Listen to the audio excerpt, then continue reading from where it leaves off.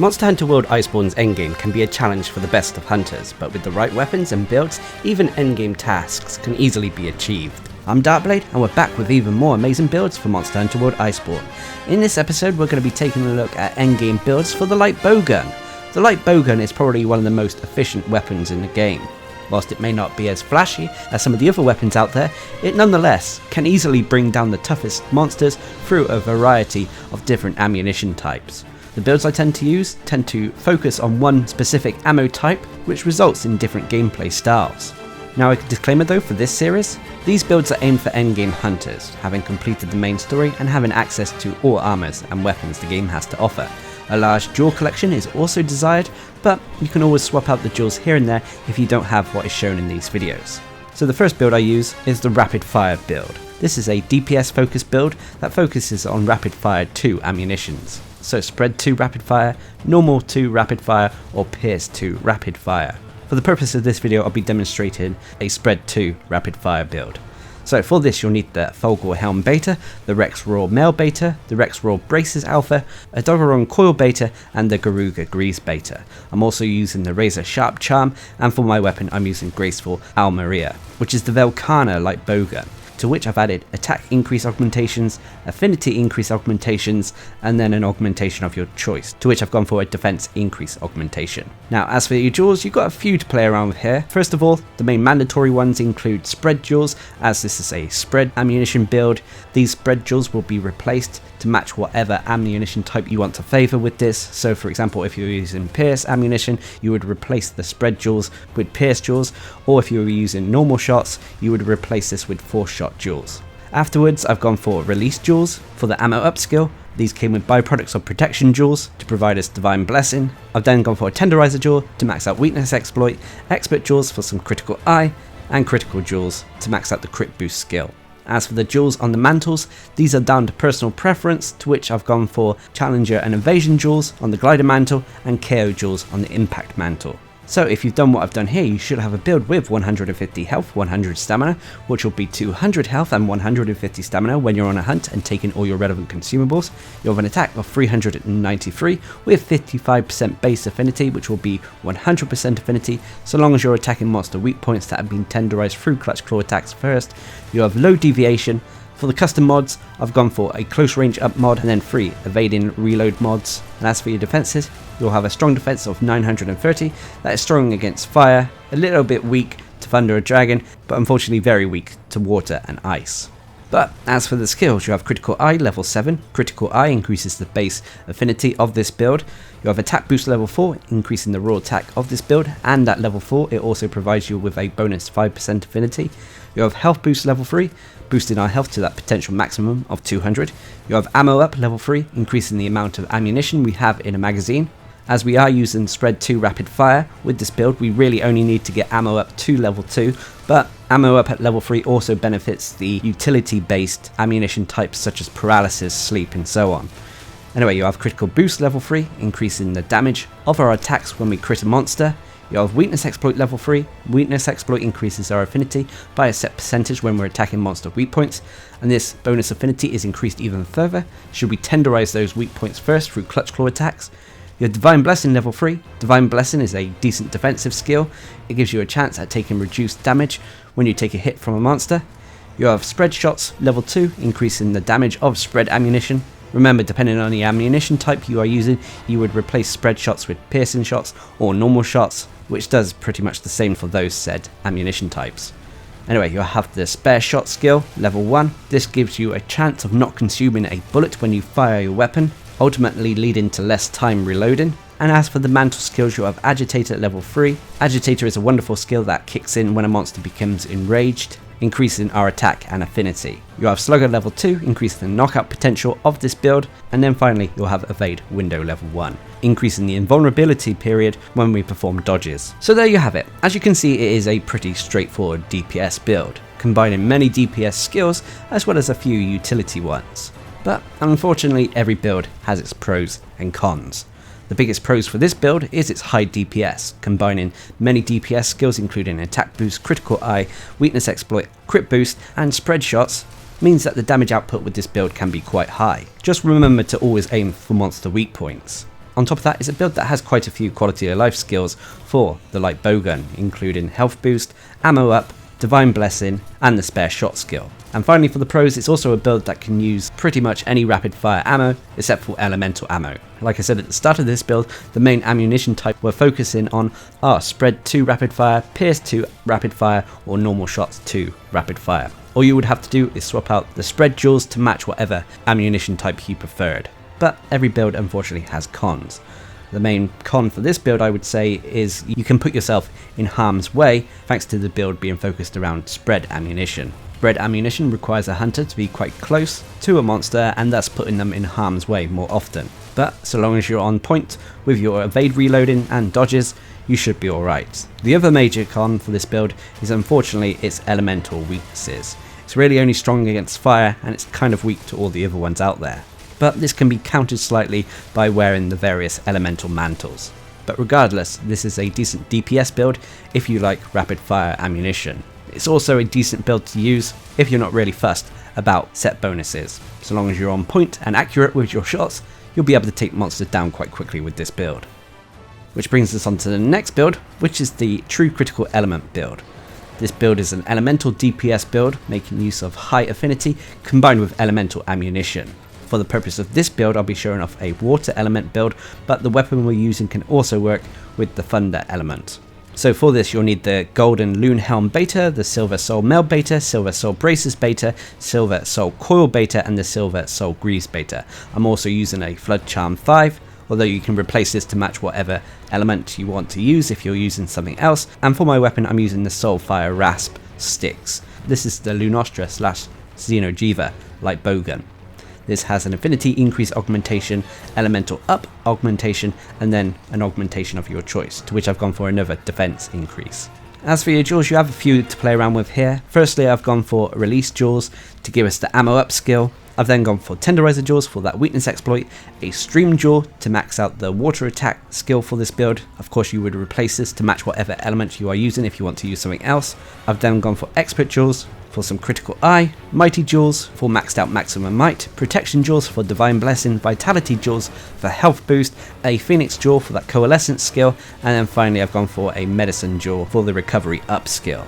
As for the jewels on the mantles, for the glider mantles I've gone for flawless medicine jewels for the peak performance as well as maxing out the recovery up skill, and for the temporal mantle I've gone for expert jewels.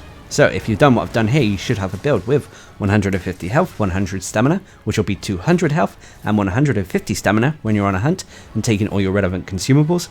You have an attack of 358 with 25% base affinity. This will easily be 100% affinity so long as you're attacking monster weak points, especially if they are being tenderized through clutch claw attacks first and you have maximum might in effect thanks to having 4 stamina.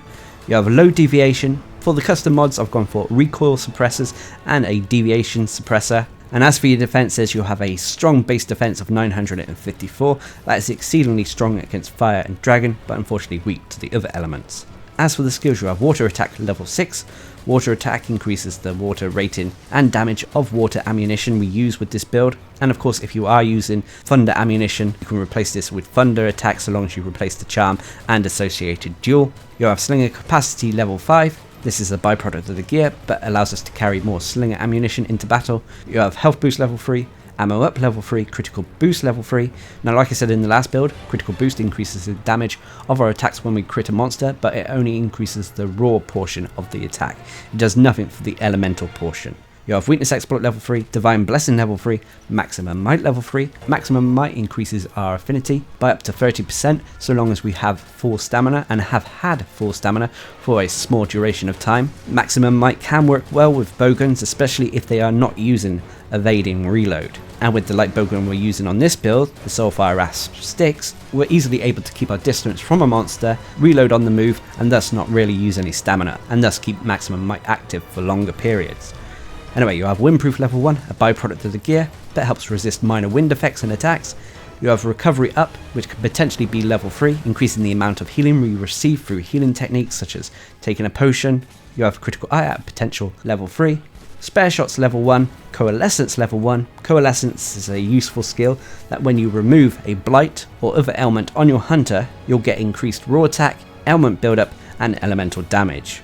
And finally, when you're wearing your mantles, you'll have peak performance level 2, increasing our raw attack so long as we have full health. As for the set bonuses, you'll have the Silver Rathalos Essence. For wearing 2 pieces of the armor, you'll get the Slinger Ammo Secret, allowing us to get the Slinger Capacity skill from level 3 to a maximum of level 5, and while wearing the 4-piece set, you'll get True Critical Element, which again increases the damage of our attacks when we crit a monster, but only the elemental portion of the attack.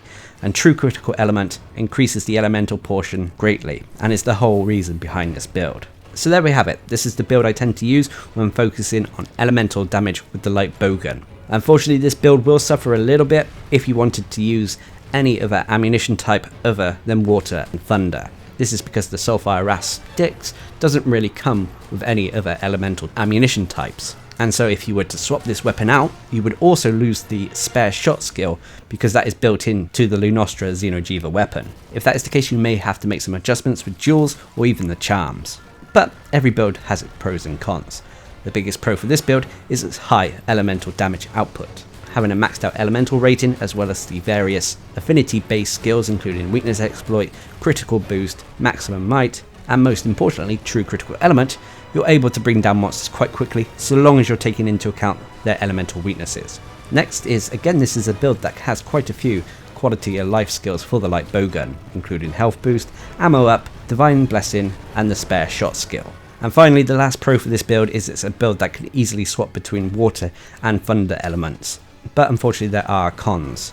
Like I just mentioned, it works well with thunder and water elements, but unfortunately it doesn't really work with fire or ice. Dragon doesn't really work with the Light Bowgun regardless. And the other con is it's a build that you have to manage your stamina with. You can't be sprinting or dodging all the time, you have to watch your positioning and try to maintain that maximum might for as long as possible. If you drop the maximum might, you'll lose affinity and thus lose DPS. Maximum might has changed since the base version of Monster Hunter World. In the base version, as soon as your stamina bar filled up again, maximum might would kick in. Now, unless you have maximum might at level 5 and wearing the various Glavenus set bonuses, you'll have to wait a few seconds before the affinity increase kicks in again. But regardless, like I said, so long as you're taking into account monsters' elemental weaknesses, this build can rip through them very easily and quickly. Which moves us on to our next build, which is a personal favourite of mine, which is the Poison Knockout build. This build makes use of sticky ammunition, namely sticky free, combined with poison ammo. It's also a build that uses quite a few of the lower tier armor pieces and comes with quite a few unusual defensive skills. So for this build you'll need the Wrath Heart Helm Beta, the Naga Kuga Mail Beta, the Wrath Heart Braces Beta, Naga Kuga Fouls Beta, and the Naga Kuga Greaves Beta. I'm also using an Awakening Charm 3, and for my weapon I'm using the Blackwing Bowgun 2, which is the Yangaruga Light Bowgun. This has an attack increase augmentation and then a slot upgrade augmentation attached to it. For the custom upgrades, I've gone for upgrades to increase this weapon's raw attack. As we are using sticky ammunition, we won't have to worry about affinity on this build, hence the lack of affinity increase augmentations. Anyway, as for the duels, you've got a few to play around with here. Firstly, the main mandatory ones will be artillery duels to give us that artillery skill. I've then gone for venom duels to increase the poison attack level of this build.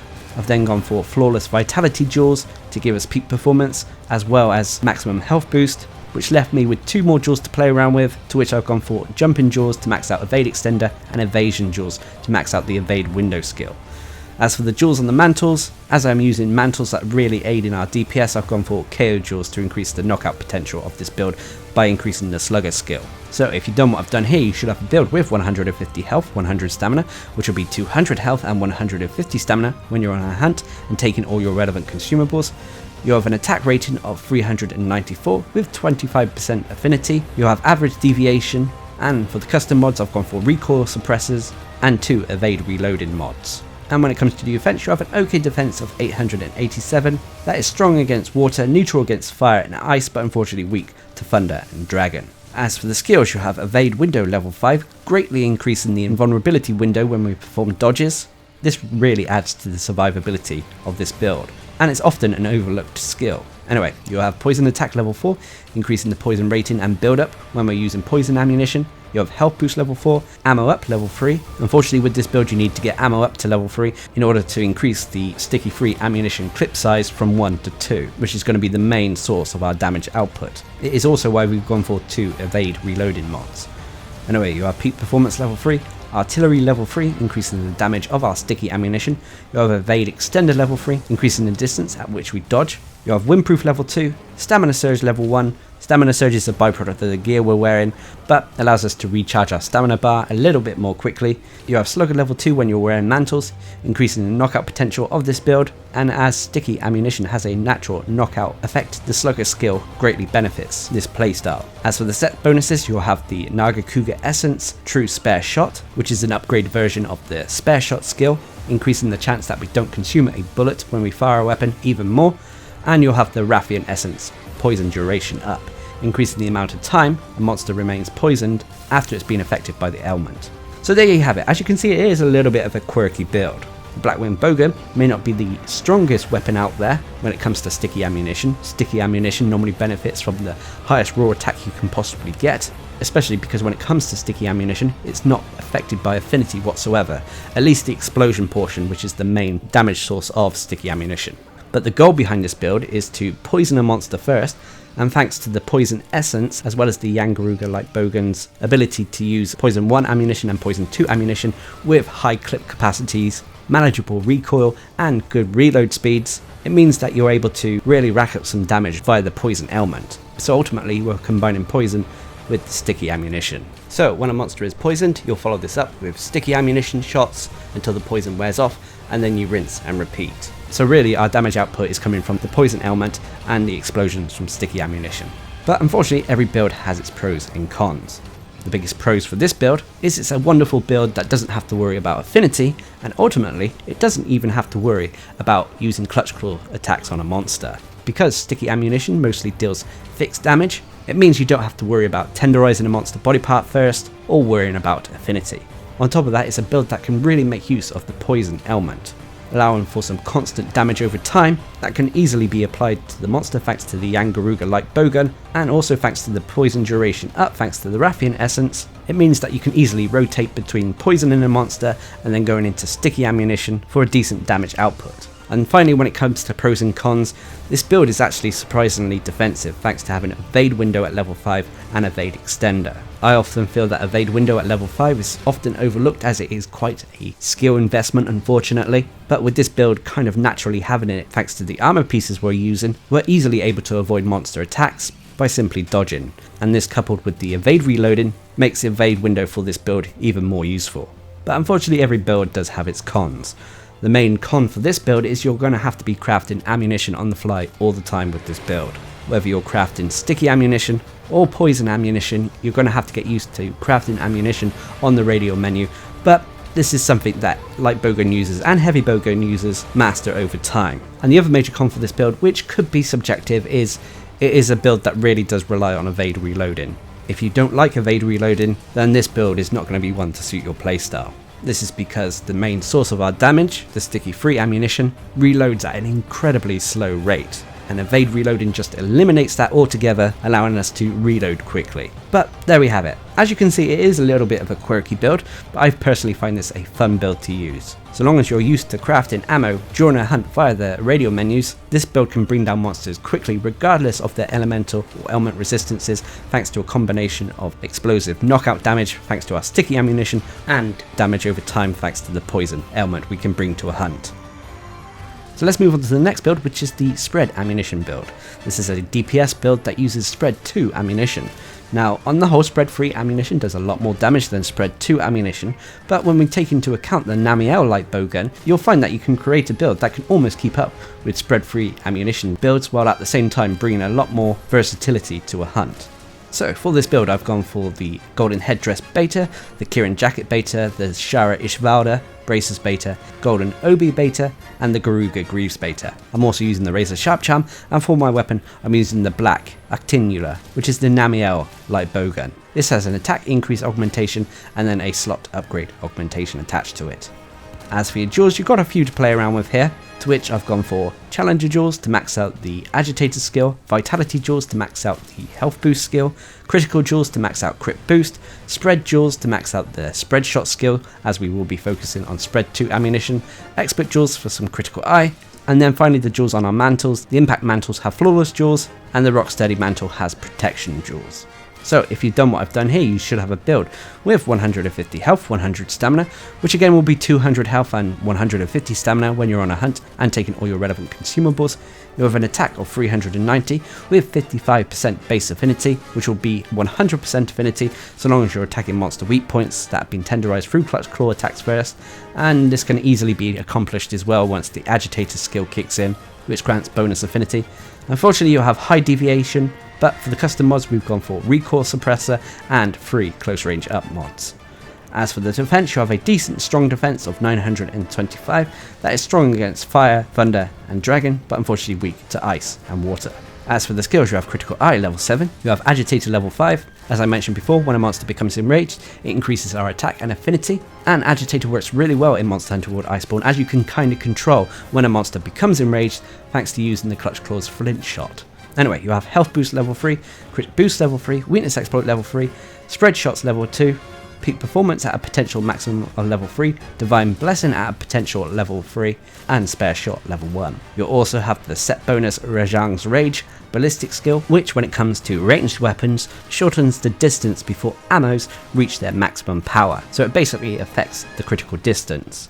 This ultimately was kind of a byproduct. I wasn't going for this set bonus, but nonetheless it provides a little bit of quality of life. Ultimately, with spread shots allowing you to get a little bit further away from the monster and maintain that critical distance. So there you have it. As you can see, again it is a little bit of a straightforward build that focuses on spread ammunition, but unlike the rapid fire build, you're not locked into place when firing your weapon, meaning that you can keep on the move easily to avoid incoming attacks. When it comes to this build as well, depending if you have access to Rajang yet, you may have to swap out the golden headdress beta and the golden obi beta, but this can kind of be accomplished with the Folgor Anjanath helm and belt. But every build has its pros and cons. The biggest pro for this build is its damage output. Thanks to having a lot of damage related skills, critical eye, agitator, crit boost, weakness exploit, spread shots and peak performance, it means you can dish out damage to a monster so long as you're being accurate. On top of that, it's a build that doesn't really have to worry about monsters' element or elemental weaknesses. This is kind of a bonus for any Bowgun build that uses spread, sticky, normal or piercing ammunition. And finally, thanks to the Namiel Light Bowgun and how it uses spread 2 ammunition, we're still able to be quite mobile whilst we bring damage to a monster. But unfortunately there are cons for every build. The biggest con for this build is its lack of the ammo up skill, meaning that we don't get the biggest clip size we can possibly get with this build. You can swap around a few jewels here and there if you really want to get ammo up, but it means you may drop in some DPS potential. And the other con for this build is unfortunately it has very few quality of life skills that the Light Bowgun can benefit from. But regardless, so long as you don't mind going into a hunt with a little bit of a smaller clip size and you don't mind getting up close and personal with a monster, this build can take down monsters very fast. This brings us on to our 5th and final build, which is the Artillery Guiding Lands build. This build is another sticky ammunition build that makes use of the artillery secret skill, guiding land skills, and some very useful quality of life skills. So for this build you'll need the Zora headgear beta, the golden loon mail beta, the Zora claws beta, golden loon coil beta, and the Zora spurs beta. I'm also using a razor sharp charm, and for my weapon I'm using 10,000 volts. This is the Rajang Light Bowgun. This has an attack increase augmentation and then an augmentation of your choice, to which I've gone for a defense increase augmentation. You can replace the 10,000 volts if you don't have access to Rajang yet with another bowgun that can use sticky ammo, such as the Brachydios Light Bowgun or Yangaruga Light Bowgun. But anyway, as for the jewels, you've got a lot to play around with here. Firstly, I've gone for maxing out the artillery skill by adding artillery jewels. I've then gone for our mandatory guiding land jewels. These include destroyer jewels to max out the part breaker skill, a geology jewel for the geologist skill, and a fortitude jewel for the fortifier skill. I've then gone for a phoenix jewel for the coalition skill, and evasion jewels for the evade window skill. As for the mantles, for the glider mantle I've gone for paralyzer jewels to increase the paralysis attack when we're using paralyzer ammo on this build, and KO jewels when we're wearing the impact mantle for the slugger skill. So if you've done what I've done here, you should have a build with 150 health, 100 stamina, which will be 200 health and 150 stamina when you're on a hunt and taking all your relevant consumables. You have an attack of 435 with minus 15% affinity, although like I said, when we're using sticky ammunition, we don't have to worry about affinity whatsoever. You'll have very high deviation unfortunately, and for the custom mods, I've gone for recoil suppressors and evade reloading. Again, much like the sticky poison build, when using sticky ammo, we're only going to have a clip size of 2, so the evade and reload mods is essential to our rotation. Anyway, as for your defense, you'll have a high defense rating of 940, that is very strong against fire, but unfortunately weak to the other elements. So as for the skills, you'll have artillery at level 5, this greatly increases the damage of our sticky ammunition, more than what we would get at level 3. You'll have evade window level 5, divine blessing at level 5, greatly increasing the chance of taking reduced damage when we take a hit from a monster. You have health boost level 3, part breaker level 3, increasing the chance that we break monster body parts, and in the guiding lands it means we can break off monster materials more easily. You have flinch free level 3, this is a byproduct of the gear we're wearing, but also helps resist tripping and knockbacks. You have earplugs level 1, again a byproduct of the gear but helps resist very minor monster rules. You have Fortify level 1, which is a useful skill for the guiding lands. Every time you faint, it increases your attack and defense up to a maximum of 2 times. You have Geologist level 1. Geologist is a skill that is useful in the guiding lands because every time you pick up monster material from the floor, at least from high tier monsters, you'll be able to loot that said material twice instead of just once. I don't know if this is a bug or not, but it currently works at the time of this video. Anyway, you have Spare Shot level 1, Coalescence level 1, Paralysis attack at a potential level 4, which increases the build-up of the Paralysis ailment, which when it comes to 10,000 volts is really the only ailment ammunition it has available to it. So when we're wearing our Glider Mantle, switch to Paralysis ammo to paralyze whatever monster you're hunting more easily. And then finally for the skills, when we're wearing the Impact Mantle, you'll also have Slugger at level 2, making it slightly easier to knock out a monster. Anyway, as for the set bonuses, you'll have the Azora Magdaros Essence Artillery Secret, increasing the artillery skill from level 3 to a maximum of level 5. And you'll also have the Golden Raffian Essence Divine Blessing Secret, increasing the Divine Blessing skill from level 3 to a potential level 5. So there we have it, that is the build I tend to use with the Light Bowgun in the Guiding Lands. It is also one of the more relaxing builds that I like to take to the Guiding Lands, as it's able to take on pretty much every monster there quite comfortably, so long as you're not looking to chop off their tails. But every build does have its pros and cons. The biggest pros with this build is its high damage output thanks to using sticky free ammunition. Thanks to the high raw attack of the Light Bowgun we're using, combined with the artillery skill at level 5, it means the sticky ammo explosions hit quite hard. It also means it's a build that you can take against any monster and not have to worry about their ailment or elemental weaknesses. And the final pro is it's actually quite a defensive build, thanks to having Evade Window at level 5 and Divine Blessing at level 5, plus a health boost at level 3. It means you're able to either avoid monsters, or should you be hit, then you're normally able to survive their attacks quite comfortably. But unfortunately every build has its cons. The main con for this build, I would say, is that again, unfortunately, it is a build that really does rely on you mastering the ammo crafting during a hunt via the radial menu. With sticky ammunition, you're only able to take a little bit into battle at a time, but you're able to take quite a bit of the raw materials needed to craft it. So when you're taking on a hunt, when you're performing the evading reload animations, if you're quick enough, you can use the time when you're not able to shoot your weapon and it's reloading to quickly craft some more sticky ammunition, so you always have a constant supply. Another tip as well for the Light Bowgun, in fact all Light Bowguns, especially if you are using evading reload, is when it comes to your Wyvern Blast mines. Should you plant a Wyvern Blast, you can immediately go into the evading reload animation and reload whatever ammunition you have selected. So as well as a potential damage source, it's also a nice way to save yourself from going into a long reload animation. So there we have it. Those are endgame builds that I use for the Light Bowgun in Monster Hunter World Iceborne. Now of course there are more endgame builds to come, especially with Safi'Jiiva and even more monsters on the way, and as I always say, you don't have to use what is shown in these videos, as most tasks in Monster Hunter World Iceborne can be taken on with really any weapon or gear set. But anyway, I hope you found this video helpful or informative, and until next time, I've been Darcblade, bringing you endgame builds for the Light Bowgun in Monster Hunter World Iceborne. Hope you enjoyed the video, thanks for watching, subscribe and like for more.